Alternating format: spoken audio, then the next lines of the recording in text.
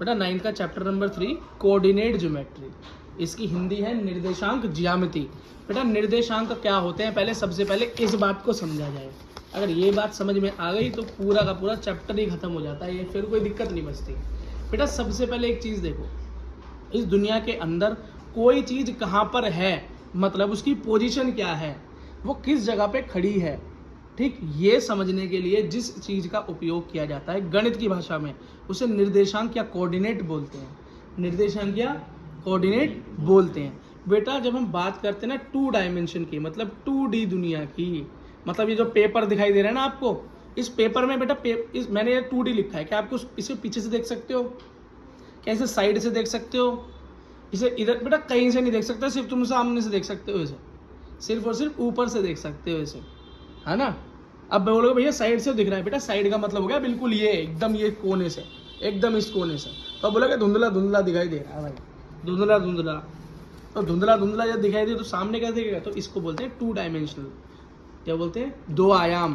तो बेटा 2D के अंदर सिर्फ 2 ही चीजें हैं, 2D के अंदर सिर्फ 2 चीजें याद रखना, पहला है x और दूसरा है y।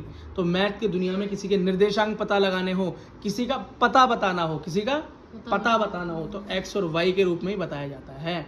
अब एक आगे जाके हम पढ़ते हैं 3D, इंजीनियरिंग वाले बच्चे 12th वाले बच्चे पढ़ते हैं 3D, इसके अंदर हम एक और की बात करते हैं जिसमें z आ जाता है, लेकिन अभी हम इस बात की बात नहीं कर रहे। 8वीं के लेवल पे, 7वीं के लेवल पे, 9वीं के लेवल पे और 10वीं के लेवल पे हम बात सिर्फ एक्स वाई की करते हैं, कहीं कहीं पर 10th क्लास में z की बात आती है, ठीक। उठना पीछे करो, उठना पीछे कर ले, हिल रहा है बेटा ये सारा टेबल, ठीक। अब देखो ये x और y जो ये पता है, इसका सबसे पहले एक मैप बनाएं। जैसे तुम गूगल मैप देखते हो, उस गूगल मैप में कोई जगह ढूंढते हो, वो उस गूगल मैप में निकल कर आती है ना। तो किसी चीज़ का पता मैथ में, किसी चीज़ का पता, किसी चीज़ को कहाँ पर पोजीशन है वो जानने के लिए पहले मैप बनाना पड़ता है। तो मैप क्या है, ये है मैप। एक बेटा सीधी लाइन खींचना, एक प्लस बना देना बड़ा सा, बस सीधी सी बात है, क्या बना देना, प्लस बना देना। इसके बीचों बीच क्या होगा, 0 0, क्या होगा, ये क्या है, इसको सेंटर बोलते हैं, ओरिजिन बोलते हैं, क्या है, 0 0, ठीक है। एक बात ध्यान समझ में आ गई, ठीक। अब बेटा पता कैसे पता चलता है किसी का भी, x और y। अब इसमें x कौन सा है और y कौन सा है, जो लेटा हुआ है वो है x और जो खड़ा हुआ है वो क्या है, y। समझ में आया, ठीक।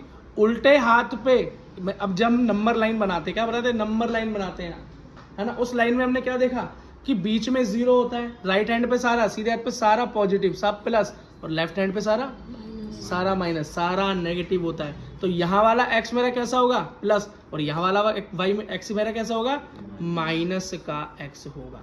बात समझ में आ गई, ठीक। एक और चीज़ देखो बेटा, अब हमने y की बात तो आज तक की नहीं।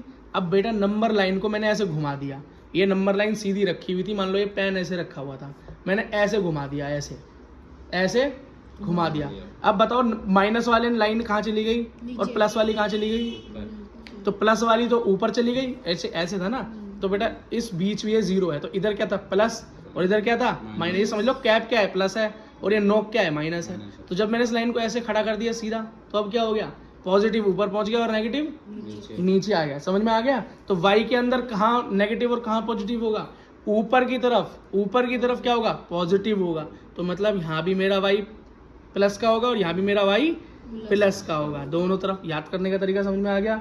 और नीचे की तरफ आ जाए तो मेरा नेगेटिव नीचे पहुंच गया ना, तो y मेरा नीचे कैसे होगा, नेगेटिव का y होगा, जैसे यहाँ मेरा नेगेटिव का x है, ठीक। अब नीचे की बात करें तो मेरा उल्टे हाथ पे तो भैया x तो माइनस है ही, और नीचे की तरफ मेरा y भी माइनस ही है। अब बात करें इस तरफ, किस तरफ, इस तरफ की बात करें, अब यही तो बचा है खाली एक, तो इसमें मेरा y कैसा है, सीधे हाथ पे प्लस, लेकिन नीचे की तरफ मेरा y कैसा है, माइनस। अब अपने चारों खाने जो बने, उन चारों खाने में x कैसा होगा और y कैसा होगा निकालना सीख लिया, रटना नहीं पड़ा ना, सीख लिया।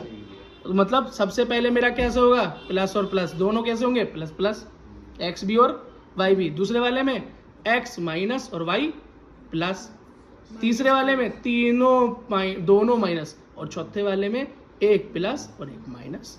बात समझ में आ गई, ठीक है, बात समझ में आ गई ना बेटा। चलो अब इसी वाले को बोलते हैं पहला खाना, फर्स्ट क्वाड्रेंट, इसको बोलते हैं दूसरा खाना, सेकंड क्वाड्रेंट इसको बोलते हैं थर्ड खाना, थर्ड क्वाड्रेंट उसको बोलते हैं फोर्थ खाना, मतलब फोर्थ क्वाड्रेंट। इतनी बात बिल्कुल समझ में आ गई। इंट्रोडक्शन आपका समाप्त हुआ, समझ में आया, समझ में आ गई बात कैसे बनाया मैंने चार्ट। तो आपकी बुक में क्या दिया हुआ है, सीधा आपको पते पे पहुंचा रखा है, लेकिन पते पर जाने का रास्ता नहीं बता रखा। तो मैंने आपको इस फिगर तक पहुंचा दिया।